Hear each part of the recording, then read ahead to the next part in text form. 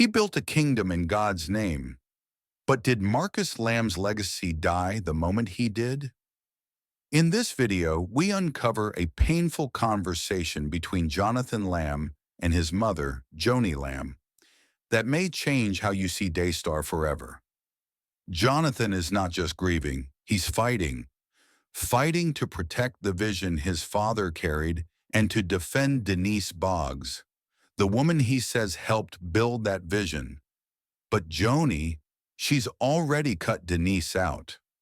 What does this say about Marcus's legacy? What really happened behind the scenes? You're about to hear a heart-wrenching moment in the Lamb family. The emotion, the conflict, the hard questions, it's all here. So make sure you watch till the end, because this episode may leave you speechless. Before we jump in, please take a second to like this video, hit that subscribe button, and turn on the bell so you never miss a moment here on Jeff News, where we ask the hard questions Christian media won't touch. Now let's listen to the audio. With many people, she's not only betrayed me, she's told me things you said. Susie said, all the kids said, she cannot be trusted. You don't use a person for counseling. Well, first of all, she's not a counselor. She is a woman with some prophetic gifting, but she betrayed all of that. Once you see that in someone, as soon as she raised her hand and said that this marriage was not right, you cut her off. Simple as that. She led me to believe she was for the marriage.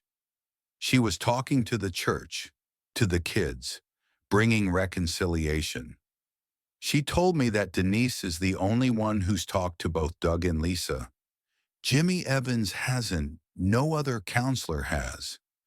She knows a better story of what happened and whether it would be appropriate or not. And you are scared of that. Yes. Now you can hear from the audio that Jonathan Lamb isn't just venting. No, this isn't a mere family squabble or another son disagreeing with his mother. This is a cry from deep pain. You can hear it in his voice. The tremble, the disappointment, the frustration. He feels like everything his father, Marcus Lamb, stood for, everything he built and sacrificed for, is being torn down. And what hurts most is that it's not being destroyed by some outside force or government opposition. No, it's unraveling from within the family. And it hits differently when it's blood. Let's pause and unpack what's really happening here, because there's so much beneath the surface. Jonathan states clearly that the ministry, Daystar, which his father birthed out of obedience to God's call, is now being shut down piece by piece simply because his mother, Joni Lamb, has chosen to sever ties with Denise Boggs. Now, that might not sound like a huge deal at first, but when you hear Jonathan's heart, when you sense the emotion behind his words, you realize this isn't just about cutting off a counselor. It's about dismantling a legacy. The spiritual architecture his father laid down prayerfully, painfully, publicly, is being chipped away. And the reason, according to Joni, Denise betrayed her. That's her word, betrayal. She claims Denise broke confidentiality, that she drove a wedge between family members, that she overstepped. But let's be honest here. Let's talk as Christians who have seen how churches work, how ministries operate when truth gets uncomfortable. We've seen this before, haven't we? Someone in a trusted position, a counselor, a friend, a spiritual advisor, speaks up. Maybe they challenge the status quo. Maybe they call out pride or manipulation or spiritual drift. And what happens? They're labeled dangerous, divisive, disloyal. Suddenly, all of the good they've done is forgotten. Their contributions are erased. Their name is dragged. Their presence is a threat. Could that be what's happening to Denise? Jonathan seems to think so. In fact, he says, "Whatever Denise had in our life was because of me." That's not a casual statement. That's a declaration of trust. That's Jonathan taking ownership for her involvement and saying, "I invited her. I saw her value. She was God sent in our lives." You don't say that lightly. And yet, Joni's response is sharp and absolute. Denise is gone. She's cut off, and Joni doesn't want to revisit it. So now we're faced with two versions of a story. On one side, a grieving son holding on to the memory of his father and defending a woman who helped hold the family together through Marcus's illness and passing, a man who believes the ministry is losing its soul. On the other side, a grieving widow making leadership decisions in the face of betrayal, protecting her emotional space, trying to move forward, perhaps too fast. But here's the deeper question. Who's truly protecting Marcus Lamb's legacy? Who's carrying the mantle with faithfulness? Who's remembering the vision? Jonathan believes it's him, and he doesn't hide his belief that Joni is afraid of something, afraid of what Denise might say, afraid of what she represents.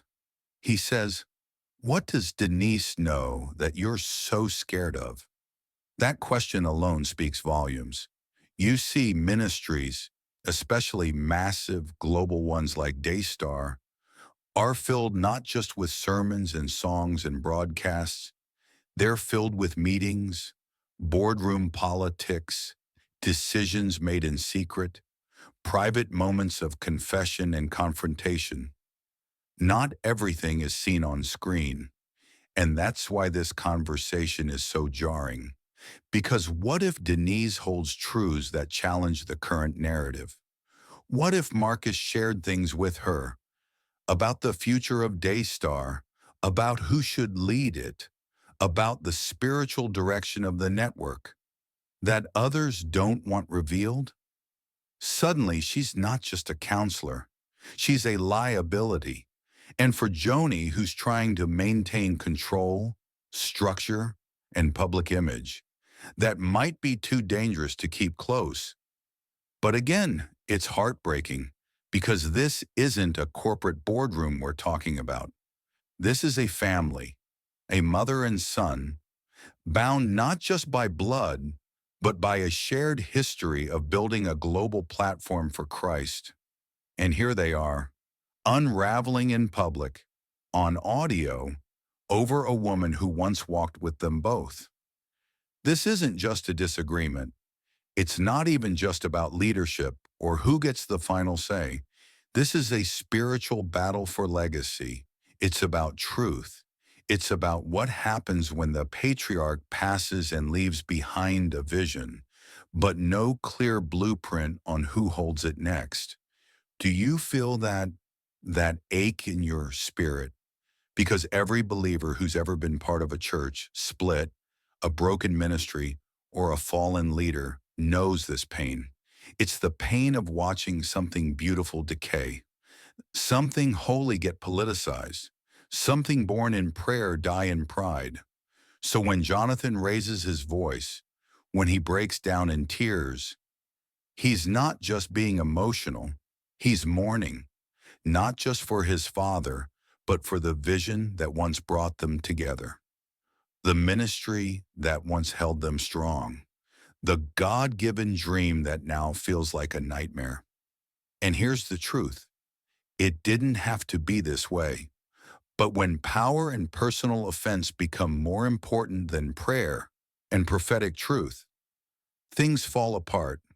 Families fracture, ministries suffer, the flock gets confused. Because whether Joni is justified or not, the way this is being handled tells us something is off, something deeply, painfully wrong. And as Christians, we should never celebrate public family wounds like this. But neither should we ignore them.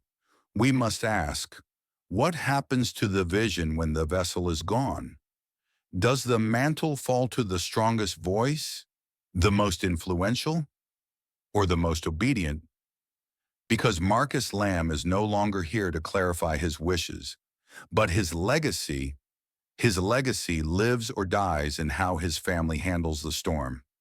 Let's pray they find peace. Let's pray they remember the mission. Let's pray they put pride aside and let truth, God's truth, guide the future. Because in the end, this isn't just about Daystar. It's about all of us. Every believer watching this play out, wondering how we should respond when spiritual giants fall and their families fall apart. So now the question remains, did Marcus Lamb's legacy truly die with him? Or is it being slowly erased by decisions made in pain, fear, or pride? What Jonathan is doing, defending a woman now labeled a traitor by his own mother, is bold, painful, maybe even dangerous.